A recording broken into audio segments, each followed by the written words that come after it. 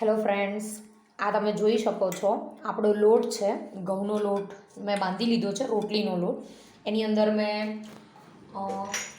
Oregano, chilli flakes અને સાથે સાથે અજમો અને જીરું અને મરી પાવડર એડ કર્યો છે. બરાબર છે. આપણે જનરલ લોટ બાંધી લીધો અને પછી આ બધું એડ કરી દીધું.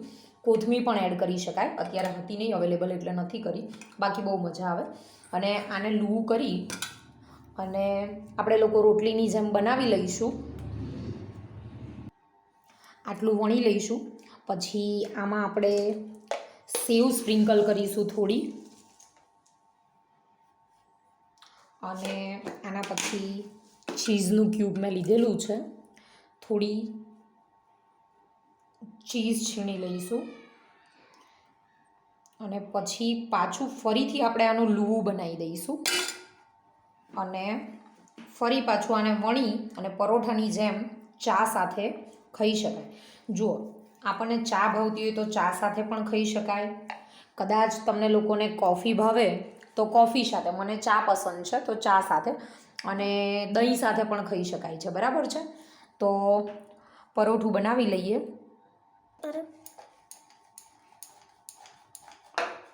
બહુ વધારે પતલું કરવાની જરૂર નથી, બરાબર છે, કારણ કે પરોઠું એમ પણ થોડું જાડું જોઈએ. એને તમે ટ્રાયંગલ શેપમાં ને એમ પણ બનાવી શકો છો, પણ હું જનરલ રોટલીની જેમ જ અત્યારે બનાવી લઉં છું.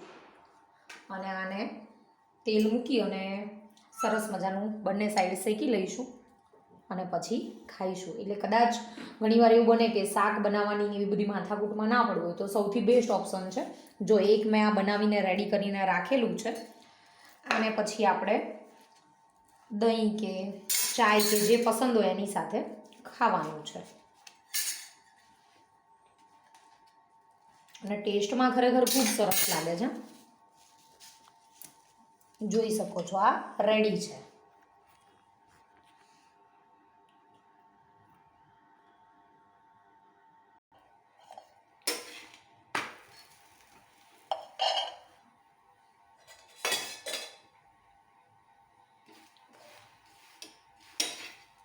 બંને સાઈડ થોડું થોડું તેલ લગાવી લઈશું.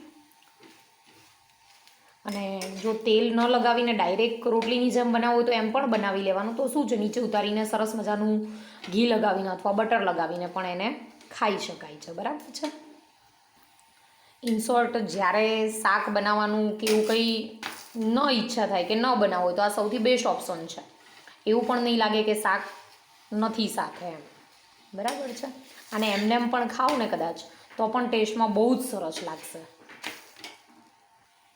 તમે લોકો પણ ટ્રાય કરજો આને. સવારે નાસ્તામાં પણ બનાવી શકાય. પાલક કે કોથમીર એવું કંઈ પડ્યું હોય તો આમાં લોટમાં એડ કરીને પણ બનાવી શકાય. બરાબર છે.